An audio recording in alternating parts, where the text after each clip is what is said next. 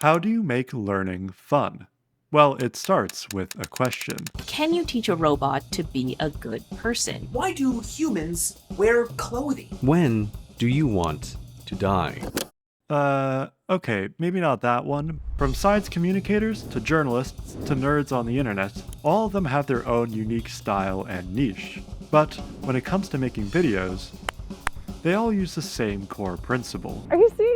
Look at that. Look at that beauty. But as simple and fundamental as that advice is, it's easy to get wrong. Take the local news, for example. 500 pounds of pasta. We're talking macaroni, ziti, spaghetti. It was all dumped near a stream in the town of Oldbridge for nearly a week now. The question of who left it there has consumed residents and police. Okay, that's actually pretty funny, but this piece is a result of serious issues that people should know about. The township has no bulk garbage pickup. It's a financial constraint. When you throw out a couch, it's $300. To call up Sodexo or Waste Management, it's a few $100s for every single thing you want to throw out. But this is the footage they use. And some people have taken to secret and illegal dumping as their go-to answer. We found this hideaway a few hundred feet away from a waterway. This is visual wallpaper, and it's incredibly boring. Just using visuals isn't showing. Showing is using visuals to demonstrate ideas. So how do creators accomplish this? This is the standard bent sheet analogy for curved spacetime. Here's the analogy that helps me understand what quantum computers are good for. We're going to use a pretty natural metaphor for potential romantic interest. Soup. Now, at this point, I could say something like, visual analogy is the use of images to create a comparison between two things, typically for the purpose of explanation or clarification. Visual analogy is a powerful way to connect concepts we don't know to concepts we do, and bridging that gap is what creates understanding. Kinda boring, right? Well, what if, instead, I said this? Learning something is like trying to find the best path to get from point A to point B. This is something you can do unassisted, but it takes a lot of time, energy, and focus, especially when all the paths look unfamiliar to you.